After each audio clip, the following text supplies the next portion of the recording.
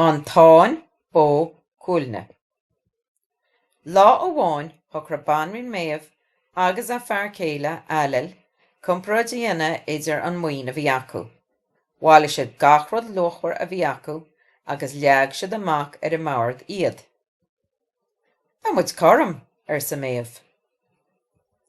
Tá dearmid dinta ad a rud éigin sa eilil. Rinne tú dearmid mo tharbh an fan bheanach. Bhí méamh tar éis dearmid a dhéine an tarbh an fan bheanach. Bhí díama ortha. De réir a chéile deir méamh olc. Bhí sí mítheasta gur an ní smú muoin ag eilil. Go toban chuoine sí phlean. Dheofa me tarbh dáide an Táin Cuailgne I ríosacht. Bémuid corm an sin. D'imime siar a buinte leis an blean a phléile dáide. An féidir lom an Táin Cuailgne a fháil ríosacht sise. Tuigim de chás ach ní féidir lom a tharbh a thuirt ríosacht duit. Féidir go gcoinne tú sa dáide. Bhí méamh dhearg bhuile. Bé tú in náfeile faoi a bhéic sí leis. Nuair a dil méamh bháile, dúirt sí leis na saidirí olbhú chun cogaí. Dheofa me an tarbh sin agus túra me liom a bháile sise.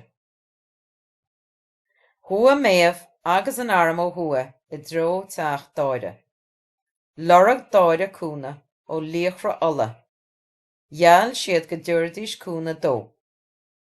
Ach, cuireadh faoi riocht iad agus ní raibh siad in an troid. Ní raibh ach cúcholann in an troid. Fred cúcholann in náid gach líoch. Faoi dheide, bhí troid in náid a rathar cóltais. Bhí beirt bhrónach ach bhí leanúint ortha. Hit ferdia a chuid glúine nuair a chonig sé préachan ag tuirlint ghualann cúcholann, mar thuig sé an sin go raibh cúcholann marbh. Bhí ferdia crí bhriste nuair a mhara sé Rinne méamh agus an arm theach dáide. Táim ag gabhfuil an tarbh agus ní eice tú go deo na neor a rí sé sa méamh. Thug siad an Táin Cuailgne ar ais go connacht.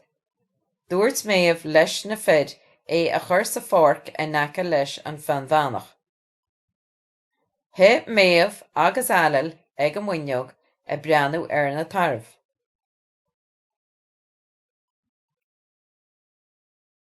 Tá mo cheansa níos fearr na de cheansa sa méamh. Tá mo cheansa níos fearr na de cheansa sa eilil. Faoi dhearradh, thocra siad bhealach le fáil amach, bheadh na tarbh threid a chéile.